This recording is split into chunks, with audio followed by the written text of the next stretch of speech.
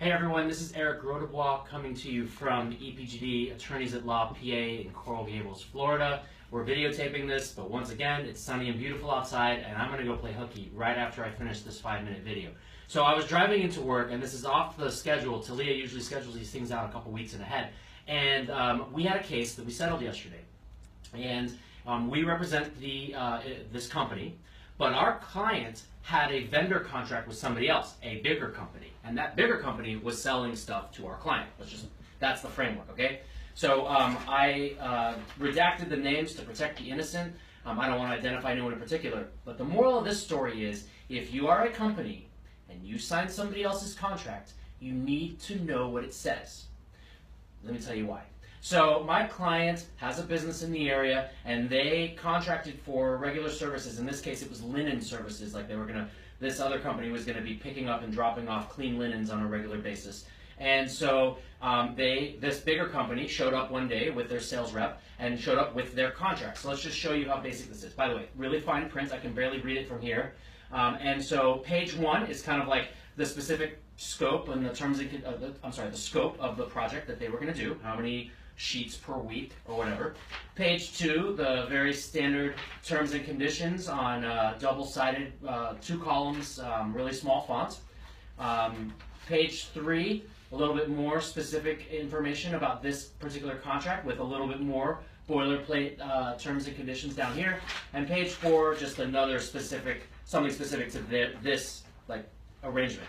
So in this particular story, my client was unhappy with the services, and they did what a normal person would do. Picked up the phone, and by the way, the general manager picked up the phone, called the sales rep and said, "Hey, sales rep, I'm not happy.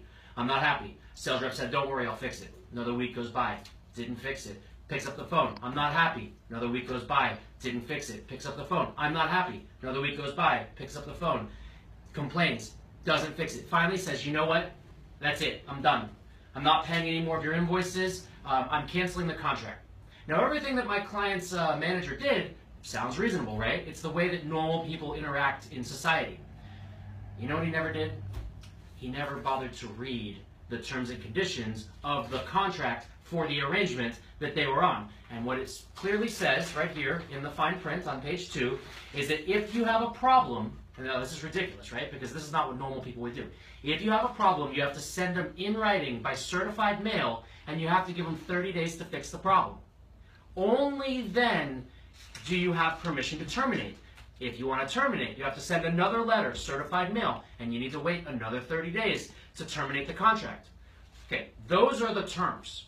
My client did what a normal person would do. He called up, he complained to the person he had a relationship with, and tried to get them to fix the problem. When they didn't, he expressed his unhappiness, his displeasure, and he said he wasn't going to pay them anymore. Now, unfortunately, when my client terminated the contract, they got a bill in the mail for the full outstanding balance of what had been left unpaid, plus the remaining term of the contract, because most of these things are 12 months or something like that. So, even though he terminated it on month 6, he got a bill for the last month that he didn't pay, plus 6 more months. So he's like, wait a minute, I'm getting a bill for $10,000 for services that A, I haven't received yet, and B, the past services, I was unhappy.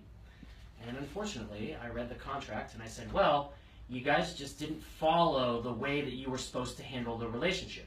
Or to put it another way, when you entered into the contract, if you wanted it to be, hey, all I have to do is pick up the phone and complain, then you should cross out that paragraph and initial next to it both you and the other guy to agree that that's how you want to handle your relationship. But that was not done. And so then there's a kicker to it, which I'll give you in the last 54 seconds.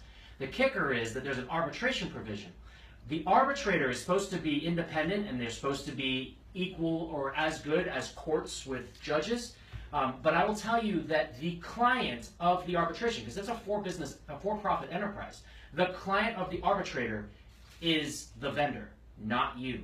So imagine you're going in there, and they're on a first-name basis because all 10,000 contracts they have to be resolved by this one office. But you're a stranger in no man's land, and you're going up against this guy who, by the way, they play golf together, they're friendly, they see each other about every other Tuesday because that's who handles all of their disputes. You think you're going to get a fair deal? Okay, so once again, this is Eric Rodebois coming at you from EPGD land. Please read your contracts. If somebody else is making you sign something, you've got to live with it.